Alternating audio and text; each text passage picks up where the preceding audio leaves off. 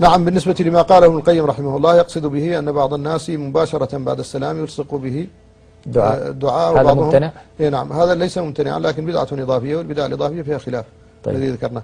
فبعض الناس يحلقون بعدها، بل إن بعض العجم إذا سلم الإمام فلم يمد يديه للدعاء جعلوا الصلاة باطلة.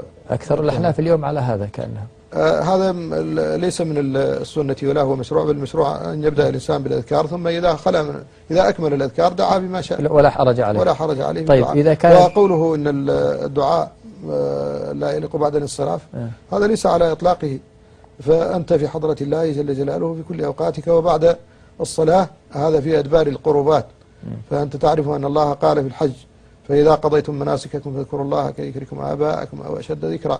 فمن الناس من يقول ربنا آتنا في الدنيا وما له بالآخرة من خلاق. الاتصال رباني إذن. نعم، ومنهم من يقول ربنا آتنا في الدنيا حسنة وفي الآخرة حسنة وقنا عذاب النار. بل إن أهل العلم يذكرون أن الدعاء في أدبار القربات مظنة للإجابة، ومنه حديث ركعتي الحاجة أن يركع ثم يدعو، وحديث الاستخارة بعد ركعتين، وهكذا كله مشعر بأن الدعاء بعد الفراغ من الصلاة مظنة للإجابة. لكن في أدبار الصلوات المفروضة يبدأ الإنسان بالأذكار المشروعة أولا، وهي التي كان النبي صلى الله عليه وسلم يفعلها أو ندب إليها، ثم بعد ذلك هو حر في دعائه. وإذا كان الدعاء جماعة يدعو الإمام فيؤمرون أو الآخرون، هذا مشروع ولا حرج فيه أيضا مشروع. أي نعم، لأن الناس لا يتقن كثير منهم الدعاء ولا يحسنه، والدعاء له آداب شرعية لا يمكن تعديها، كالاعتداء فيه والسؤال بما ليس بأدب والسؤال باللحن.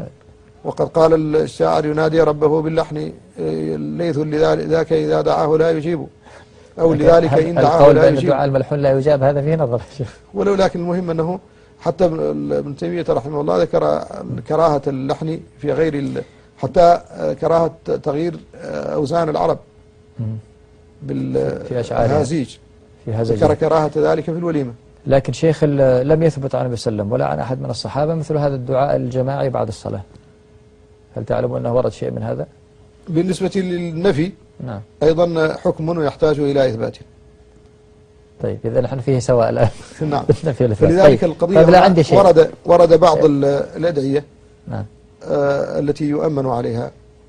فمثلا ورد عن أنس بن مالك أنه كان إذا ختم القرآن دعا أهل بيته فجمعهم فدعا. هذه بغير الصلاة الآن. يؤمنون، لا أقصد بعد نهاية الختمة في دبر عبادة. طيب سنأتي نحن للختمة. وقال الإمام أحمد أنه أدرك أهل مكة وفيهم سفيان بن عيينة يدعون طيب سنأتي إذا سمحت لي لموضوع الختم شيخنا. أولا نعتذر أني أقاطع يا شيخ، والله لا ما في مشكلة، أجد حرجا، لكن لابد أن أنت مدير البرنامج. سامحني يا مولانا الله يحفظك. لكن عندي نص هنا رواه ابن وضاح بسنده عن أبي عثمان النهدي قال: كتب عامل لعمر بن الخطاب أن ها هنا قوما يجتمعون فيدعون للمسلمين وللأمير، فكتب: أقبل وأقبل بهم معك. فقال عمر: البواب أعد صوتا، فلما دخل على عمر أقبل على أميرهم ضربا بالصوت، فكأنه أنكر عليهم أنهم بعد الصلاة يجتمعون فيدعون.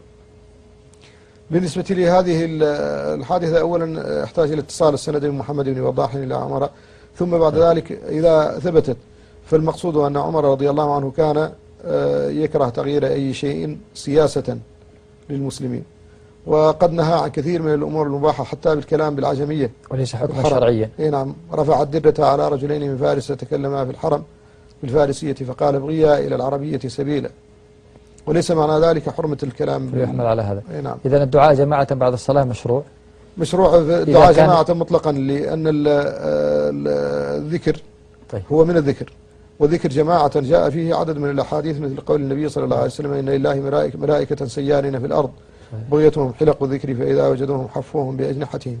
وهذا الحديث فيه الدعاء، لأنه يقول: من ماذا يسألونني؟ فيقولون: يسألونك الجنة، فيقولوا: وهل رأوها؟ فيقولون: لا. فيقولوا: فكيف لو رأوها؟ ماذا يستعيذونني؟ يقولون: يستعيذونك من النار، فيقولوا: وهل رأوها؟ إلى آخره. فهذا فيه دعاء، وهو أمر جماعي يجتمعون عليه وهم حلقة. صحيح. هل يقيد هذا بالتعليم فقط؟